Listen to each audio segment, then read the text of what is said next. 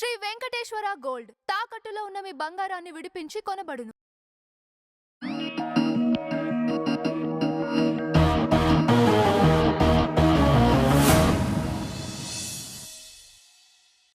Ma'am, ఒక మాజీ మంత్రిగా చేసిన వ్యక్తి అనకూడని మాట జనసమూహంలో అనటం, కార్యకర్తల నుంచి తిరిగి అదే మాట ఆయన అనటం, ఈ పరిణామంపై మీ అభిప్రాయం ఏంటి మ్యామ్? ఏంది కుక్క కాటుకు చెప్పు దెబ్బ. పిచ్చి కుక్కలా మరుగుతున్న పేరుని నాని అనుకోవాలా? లేకపోతే గతంలో చెప్పాడు నైటే వేసేయండి, పొద్దున్నే ఏం తెలియనట్టు వెళ్ళి పరామర్శించండి అని. ఆయన ఆలోచన విధానం చూడండి ఎలా ఉండిద్దో. బియ్యం దొంగ, నువ్వు చేసే పనులు, గతంలో నువ్వు మాట్లాడిన మాటలు, ఎన్ని రకాలుగా ప్రజల మీద విరుచుకుపడ్డావో, ఎన్ని రకాలుగా. కొల్లు రవీంద్ర గారు ఈ రోజున గౌరవ మంత్రి వర్గంలో ఉన్న కొల్లు రవీంద్ర గారిని, ఎక్సైజ్ శాఖలో ఉన్నారు ఆయన, గనులు ఎక్సైజ్ శాఖ మినిస్టర్గా ఉన్న ఆయన్ను కూడా చాలా ఇబ్బందులు పెట్టారు, అరెస్ట్ చేశారు, మర్డర్ కేసు పెట్టారు, వాళ్ళ ఇంటి గోడలు దూకి తలుపులు పగలగొట్టేసి ఎన్ని రకాలుగా ఇబ్బందులు పెట్టారు. ఎవరిని వదిలిపెట్టారు చెప్పండి వీళ్ళు?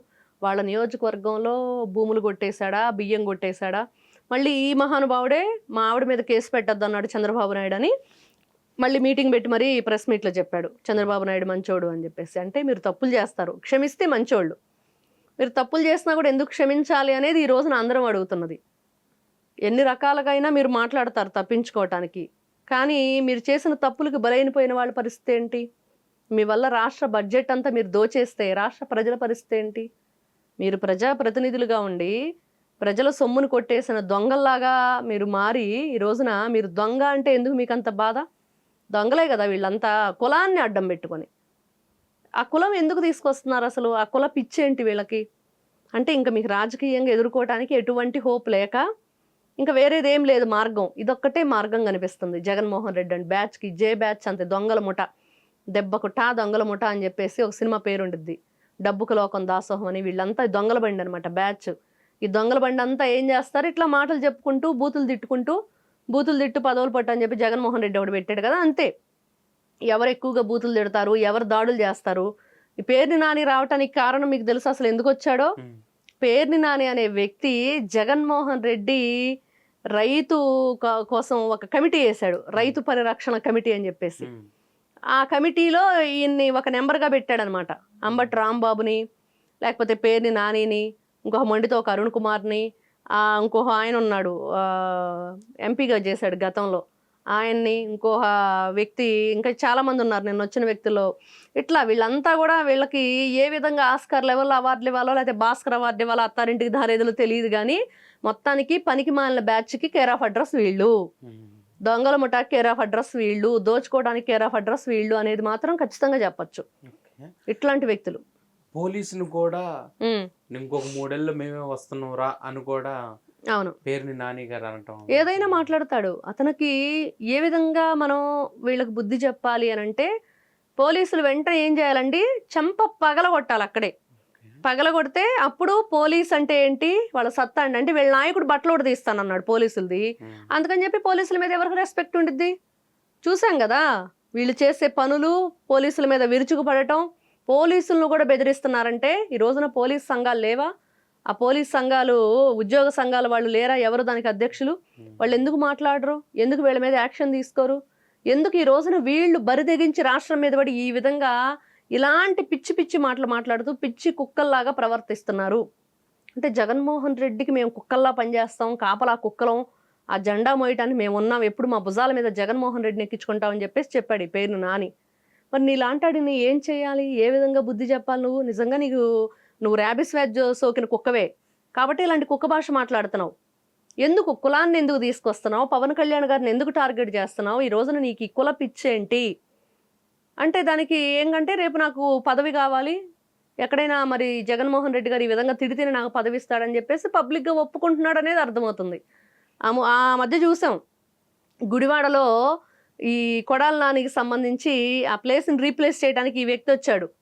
మహిళలందరూ చీర గాజులు అన్ని తీసుకొచ్చి, ఈ గాజులు వేసుకొని నువ్వు రా, అప్పుడు ఈ చీర కట్టుకొని రా, అప్పుడు మాట్లాడుకోని అని చెప్పి అడిగారు. మీకు గుర్తుంటే చాలా గొడవ కూడా జరిగింది దాని మీద. ఎందుకంటే కొడాల నాని గనక ఇక్కడ అడుగు పెట్టాలంటే మరి ఆయన నారా చంద్రబాబు నాయుడు గారి బూట్లు తుడుస్తానన్నాడు కదా, ఓడిపోతే బ్యానర్లు పెట్టారు. దానికి పాపం పేరు నాని ఓతగా ఏదో వచ్చేసాడు, ఏదో చేద్దామని చెప్పేసి అక్కడికి ప్రజలు బాగా బుద్ధి చెప్పారు. కాబట్టి ఏదైనా మీరు చేసిన తప్పులకి మీరు శిక్ష అనుభవించక తప్పదు. ఆల్రెడీ మీకు శిక్ష వేశారు. అయినా కూడా కొడాలి నాని నయ్యం పాపం మా ఉద్యోగాలు ఓడిబీకారు కానీ పక్కన కూర్చున్నాడు. వీళ్ళు ఉద్యోగాలు మరి ఓడిబీకారని చెప్పి తెలిసిన జగన్మోహన్ రెడ్డి ఇలాంటి కొత్త కొత్త ఉద్యోగాలు ఇస్తున్నాడు. బూతులు తిట్టండి, కులాలు తీసుకురండి, ప్రాంతాలు తీసుకురండి, లేకపోతే మావిగన్ అనండి. ఏం చేయాలి చెప్పండి వీళ్ళని? ఏ మెట్టుతో కొట్టాలి వీళ్ళని? అంటే బుద్ధి రాదు, మేము ఇలానే ఉంటాము, మా గజ్జిని కుల గజ్జిని అందరికీ అంటిస్తాము అన్నట్లు ఉంటుంటే అంటించుకోవడానికి ఎవరు రెడీగా లేరు అక్కడ. మనం చూస్తున్నాం ఎవరు మాట్లాడుతున్నారంటే అదే కులానికి చెందిన వాళ్ళే అడుగుతున్నారు, నువ్వు ఎలా న్యాయం చేస్తావయ్యా బాబు, నీకేంటి ఉన్న అర్హత, నువ్వు ఒక మనిషివేనా, గతంలో మాకు ఈ రకంగా అన్యాయం జరిగింది, మరి ఏ రోజైనా స్పందించావా, నువ్వు దాని మీద ఏదైనా మాకు మంచి చేయడానికి ప్రయత్నించావంటే సమాధానం ఉండదు. బూతులతో రెచ్చిపోయాడు. అది నోరా మురుగుంటా అండి కొడాలి పేరుని నానిది? అంటే కొడాలి నానిని రీప్లేస్ చేయాలంటే ఇలా మాట్లాడాలని చెప్పేసి బయటకు రావట్లేదు కదా కొడాలి నాని. పాపం సన్నబియ్యం సన్నాసి లేడు అందుకని చెప్పేసి ఇంకో సన్నాసి వచ్చాడు అనుకోవాలా? అంటే ఒక వ్యక్తి తన వ్యక్తిత్వాన్ని పదే పదే నేను ఇది అని చెప్పి చూపించుకుంటుంటే ఖచ్చితంగా వాళ్ళు సమాజానికి హానికరంగా మారినప్పుడు ఇట్లాంటి వ్యక్తుల మీద యాక్షన్ తీసుకోవాలి. ఈ రోజున అదే అందరూ కోరుకుంటున్నారు. ఎందుకు ఈ రోజున పోలీస్ వ్యవస్థ కానీ యంత్రాంగం కానీ కూటమి ప్రభుత్వం కానీ సైలెంట్గా ఉంది? ప్రభుత్వం ఇప్పుడు ప్రజల చేతుల్లోకి తీసుకోకూడదు కదా ఎక్కడా కూడా చట్టాన్ని. కాబట్టి అందరూ వేచి చూస్తున్నారు. మంచి ప్రభుత్వం అంటున్నారు కదా, మంచితనం ఎక్కువైతే ఇట్లాంటి వ్యక్తులు ఇలానే ప్రవర్తిస్తారనేది. కాబట్టి ఈ కొడాలి నాని, ఈ పేరుని నాని అనే వ్యక్తి మీద ఖచ్చితంగా చర్యలు తీసుకోవాలి. కులాల గురించి మాట్లాడకుండా, ముఖ్యంగా ఆ కుల అనే దాన్ని తీసుకురాకుండా ఉండాలంటే ఎలాంటి చర్యలు తీసుకురావాలి, వాళ్ళ మీద ఎలాంటి మరి సుమోటోగా పరిగణలో తీసుకొని ఏ సెక్షన్ కింద కేసు నమోదు చేయాలి, వీళ్ళ విచారణకు పిలిపించాలి, వాళ్ళు క్షమాపణ చెప్పించాలి వాళ్ళ చేత. పోలీసుల మీద ఆ విధంగా విర్రవీగుతుంటే గతంలో జగన్మోహన్ రెడ్డి కూడా ఇలానే మాట్లాడాడు. సప్త సముద్రాల అవతలున్న లాక్కొస్తాను, రిటైర్డ్ అయినా కూడా వదిలిపెట్టను, మీ బట్టలు కూడా తీస్తానని. అరే ఏం మాట్లాడుతున్నావయ్యా, 5,000 మంది మహిళా పోలీసులు ఉన్నారు, బట్టలు కూడా తీస్తానంటే ఏ ఉద్దేశంతో ఈ ఫ్యాంటసీ ఏంటి అని అడిగారు. దానికి క్షమాపణ చెప్పమని చెప్పి ఉద్యోగ సంఘాల వాళ్ళు అడిగారు. అయినా కూడా బయటకు వచ్చి ఆయన క్షమాపణ చెప్పకపోగా ఈ రోజున రెచ్చగొడుతూ ఇట్లాంటి పనికిమాలిన బ్యాచ్ని అంతా కూడా పంపిస్తే ఎలా చూస్తూ ఊరుకుంటారు?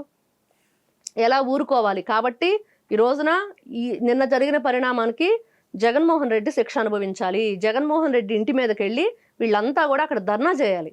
రైతులందరూ, కాపు నాయకులు వెళ్తారా లేకపోతే రైతులు వెళ్తారా, వీళ్ళు ఏదైతే భాష మాట్లాడారో ఆ భాషకు సమాధానం, దానికి శిక్ష అనుభవించవలసింది మాత్రం జగన్మోహన్ రెడ్డి.